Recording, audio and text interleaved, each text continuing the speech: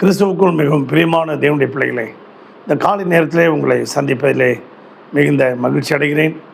கர்த்தர் ஒவ்வொரு நாளும் நம்மை அற்புதமாய் போஷித்து பாதுகாத்து பராமரித்து வருகிறதை நினைத்து கர்த்தரை ஸ்தோத்திரிக்கிறேன்.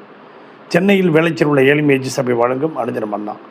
இன்றைக்கும் தியானத்துக்கு எடுத்துக்கொண்ட வேத வசனம் ரோமர் 12ஆம் அதிகாரம் 19வது வசனம். பவுல் இங்கே சொல்லுகிறார், பிரியமானவர்களே, பழிவாங்குதல் எனக்குரியது, நானே பதில் செய்வேன் என்று கர்த்தர் சொல்லுகிறார்.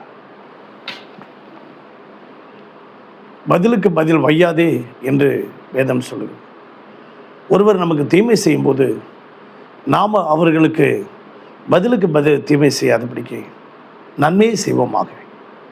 அப்படியாக செல்லமுத்து என்கின்ற ஒரு சகோதரன் ரேஷன் கடையில் அரிசி வாங்கிட்டு ஒரு மூட்டையை வாங்கிட்டு ஒரு 20 கிலோ மூட்டையை அப்படியே சுமந்துட்டு வராரு. வழியில் வரும்போது தண்ணி தாகம் எடுத்ததுனால அந்த இடத்துல வச்சுட்டு ஒரு பானை இருந்தது, அதை தண்ணியை குடிச்சிட்டு இருக்கும்போது யாரோ ஒருவர் அந்த அரிசி மூட்டையை தூக்கிட்டு போயிட்டாங்க. திரும்பி பார்க்குறாரு, அரிசி மூட்டையை காணோம். ஐயோ ஐயோ, என் அரிசி மூட்டையை காணுமே அப்படின்னு சொல்லி ஒரு பெரியவர் வராரு. ஐயா, இங்கே இந்த அரிசி மூட்டையை பார்த்தீங்களா ஐயா அப்படின்னு. அங்கே யாரோ ஒருத்தன் எடுத்துகிட்டு ஓடுறதை பார்த்தேன் அப்பா அப்படின்னு. அப்படியா அப்படின்னு சொல்லி கண் கலங்கிட்டு போயிட்டே இருக்கிறாரு.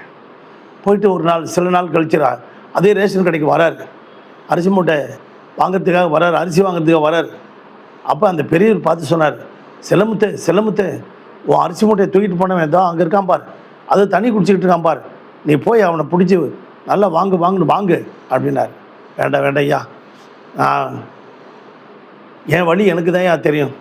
அன்றைக்கி நானும் என் பிள்ளைகள்லாம் 3 நாளாக நான் சாப்பிட்லையா, அதனால் நான் சரி பண்ணிக்கிட்டேன். நான் ஏதோ எங்கேயோ மிஸ்டேக் பண்ணியிருக்கேன், ஏன் கடவுள் இதை எனக்கு அனுமதிச்சாருன்னு தெரில, அதனால் பதிலுக்கு நான் அவரை செஞ்சோம்னா நல்லா இருக்காதுங்க ஐயா, ஏதோ பிழைச்சிட்டு போட்டுங்கய்யா, விடுங்கய்யா, ஆண்டவர் பார்த்துக்குவாரியா முடியா அப்படின்ட்டாராம். அன்பு தேவனுடைய பிள்ளைகளை, அப்படியாக 1 சாமுவேலின் புத்தகத்தில் அங்கே சவுலும் அவனுடைய மனுஷர்களும் அங்கே ஒரு வனாந்தரத்துக்கு வருகிறார்கள். சவுல் அங்கே மலஜலாதி கழிக்கப் போகிறான். அப்பொழுது அங்கே தாவீது அந்த சவுலை பார்க்கறதுக்காக போனான்.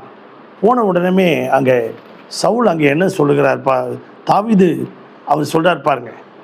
அப்பொழுது தாவீது மனுஷர் அவனை நோக்கி, இதோ நான் உன் சத்துருவை உன் கையிலே ஒப்பு கொடுப்பேன், உன் பார்வைக்கு நலமானபடி செய், அவனுக்கு செய்வாயாக என்று கர்த்தர் உன்னோட சொன்ன நாள் இதுதானே என்றார்கள்.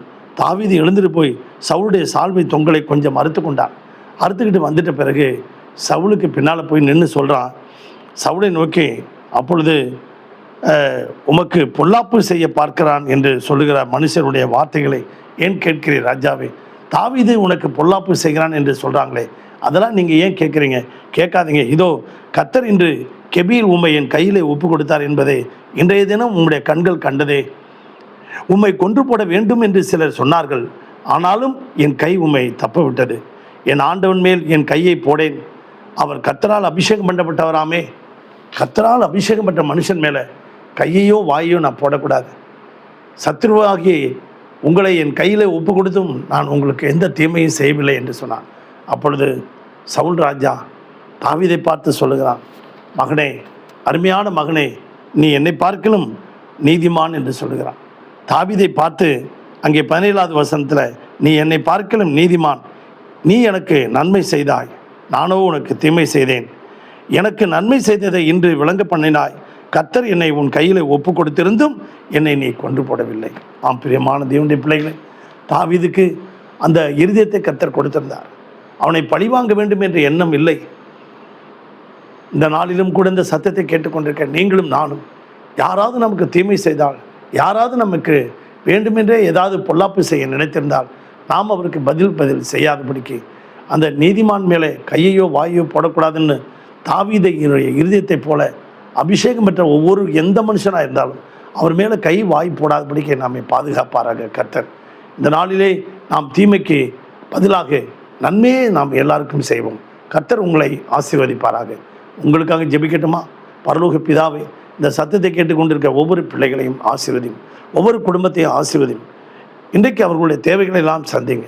அவருடைய போக்கிலும் வரத்திலும் பிரயாணத்திலும் உம்முடைய தூதர்கள் வைத்து பாதுகாத்துக் கொள்ளும். ஆசீர்வதியும். கிருபையினால் காத்து இயேசுவின் நாமத்தில் வேண்டிக் கொள்கிறோம் பிதாவே. ஆமென். God bless you everybody. Amen.